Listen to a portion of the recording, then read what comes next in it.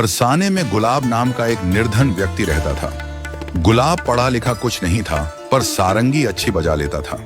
श्री राधा रानी के मंदिर के प्रांगण में जब भी पदगान हुआ करता था, उसमें वह सारंगी बजाया करता था। यही उसकी आजीविका थी। उसकी एक छोटी लड़की थी। जब गुलाब मंदिर में सारंगी बजाता तो लड़की नृत्य करती थी। उसका नृत्य देखने के लिए लोग स्तंभ की भांति खड़े हो जाते। गुलाब ने बड़े प्रेम से उसका नाम राधा रखा था। वह दिन आते देर न लगी जब लोग उससे कहने लगे, गुलाब लड़की बड़ी हो गई है, अब उसका विवाह कर दे। राधा केवल गुलाब की बेटी न थी, वह पूरे बरसाने की बेटी थी। सभी उससे बहुत प्यार करते।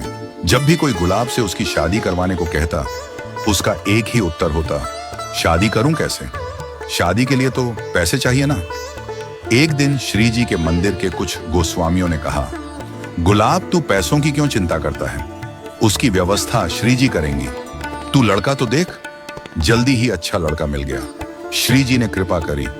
पूरे बरसाने ने गुलाब को उसकी बेटी के विवाह में सहायता करी। धन की कोई कमी न रही। गुलाब का भंडार भर गया।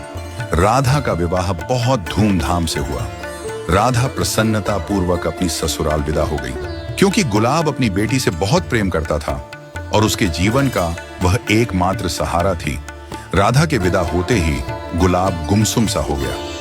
3 दिन और 3 रात तक श्री जी के मंदिर के बाहर गुमसुम बैठा रहा।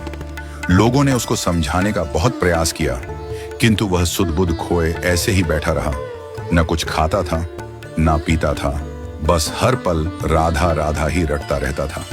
चौथे दिन जब वह श्री जी के मंदिर के बाहर गुमसुम बैठा था, तो एकदम उसके कानों में एक आवाज आई, बाबा बाबा, मैं आ गई। सारंगी नहीं बजाओगे, मैं नाचूंगी। उस समय वह सो रहा था या जाग रहा था, कहना कठिन था।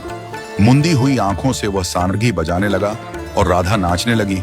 मगर आज उसकी पायलों में प्राणों को हर लेने वाला आकर्षण था। इस झंकार ने उसकी अंतरात्मा तक को झकझोर दिया था। उसके तन और मन की आंखें खुल गईं। उसने देखा उसकी बेटी राधा नहीं, बल्कि स्वयं राधा रानी है, जो नृत्य कर रही है। गुलाब सजल नेत्रों से बोला, बेटी बेटी, और जैसे ही कुछ कहने की चेष्टा करते हुए स्नेह से कांपते और डगमगाते हुए वह उनकी ओर अग्रसर हुआ। राधा रानी मंदिर की ओर भागी। गुलाब उनके पीछे पीछे भागा। इस घटना के पश्चात गुलाब को कभी किसी ने नहीं देखा। उसके अदृश्य होने की बात एक पहेली बनकर रह गई। कई दिनों तक जब गुलाब का कोई पता नहीं चला, तो सभी ने उसको मृत मान लिया। सभी लोग बहुत दुखी थे। गोसाइयों ने उसकी स्मृति में एक चबूतरे का निर्माण करवाया। कुछ दिनों के पश्चात मंदिर के गोस्वामी जी शयन आरती कर अपने घर लौट रहे थे।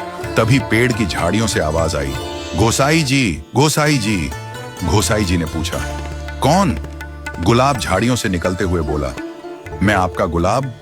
गोसाई जी बोले, तू तो मर गया था। गुलाब बोला, मुझे श्री जी ने अपने परिकर में ले लिया है। अभी राधा रानी को सारंगी सुनाकर आ रहा हूं। देखिए, राधा रानी ने प्रसाद के रूप में मुझे पान की बीड़ा दिया है। गोस्वामी जी उसके हाथ में पान का बीड़ा देखकर चकित रह गए, क्योंकि यह बीड़ा वही थी जो वह राधा रानी के लिए अभी अभी भोग में रखकर आ रहे थे।